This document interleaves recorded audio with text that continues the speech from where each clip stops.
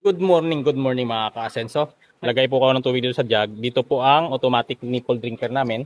Tinuturuan ko po yung mga piglets na makainom dito. Tama na ito kasi marami na. Ayan.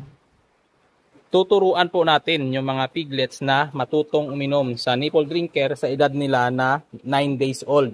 Kahit may Vitamin Pro po doon, nilagyan ko po ng tubig dito para sa next day, dito na po ako maglalagay ng Vitamin Pro. Tinakpan natin para hindi madumihan. Ayan po. Ganito lang. Pindut-pindutin lang natin ito. Pag nakita nila, pupuntahan nila yan. Ayan. Makikita mo. Curious kasi yung mga piglets. Oink, oink. Pupuntahan nila ng paunti-unti yan at iinom sila. Ito, oink, oink. Maya-maya po, makikita mo na matututo silang uminom dyan. Iwanan lang natin ng konti dahil medyo shy type din po sila. Ayan, di ba? Ganyan lang po kadali turuan ng mga piglet. Ayan, medyo curious sila. Unti-unti nila natututunan. Pag nakakagat-kagat nila yung nipple at may tubig, babalikan at babalikan po nila yan mga ka-asenso. Yan mga ka-asenso, unti-unti silang lumalapit. Ganito lang namin tinuturuan yung mga piglets uminom. Dahil pag nasanayan nila na may tubig na rito, babalik-balikan nila yan. Ayan, dumidila-dila. Hanggang mamaya ay matututo na yan. Di ba? Tapos, balik-balikan na nila yung curious na sila dahil may tubig na dyan. Ganon lang po ang pagtuturo namin sa mga piglets para matuto silang uminom sa nipple drinker. 9 days old pa lang po yan. Ayan. Approximately mga nasa 4 na kilo o 3 kilo yung mga maliliit. Yung mga malalaki 4 na kilo. Sa 9 days old pa lang po yan. Pag umabot na po yan ng 15 days old, aabot na rin po yan ng mga nasa 6, 8.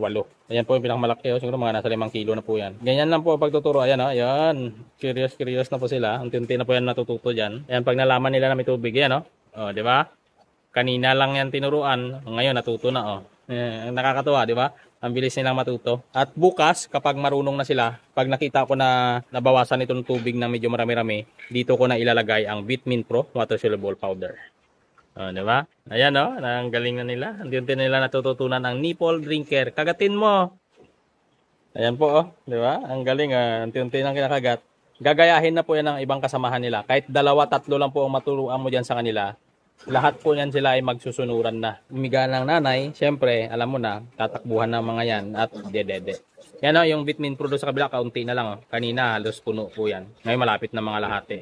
Yung early win, ayan, kaunti na lang din. Mamaya ko na lang lalagyan yan. Sige, delay na muna kayo dyan ha. Bye-bye. Hanggang dito na lang mga ka-asenso. Ganun lang po yung ginagawa namin kapag kami po ay nagtuturo ng aming mga piglets. Sa pag-aalaga po ng mga alaga hayop sa ating farm, dapat talaga lahat, kahit anong bagay, handle with care po yan.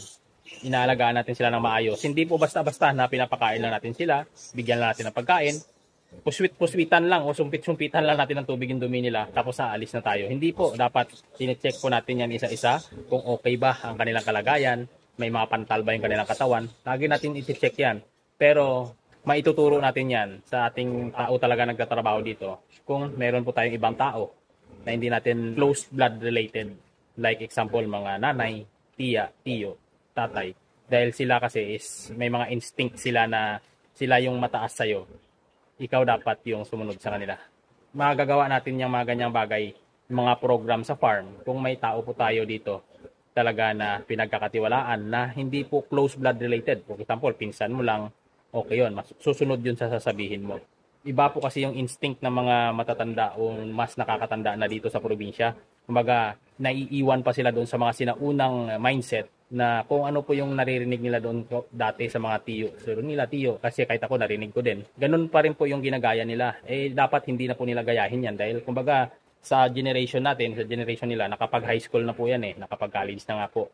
Pero ganun pa rin mag-isip yung iba. Karamihan dito sa mga napupuntahan ko, ganun po base po sa mga pakikipag-usap ko sa mga may backyard farming na napupuntahan ko. Nahirapan silang makibagay o makitungo sa pamilya nila, kung pamilya nila yung kasama nila sa kanilang negosyo. Pero marami naman na na okay, pero kaunti lang talaga yung okay.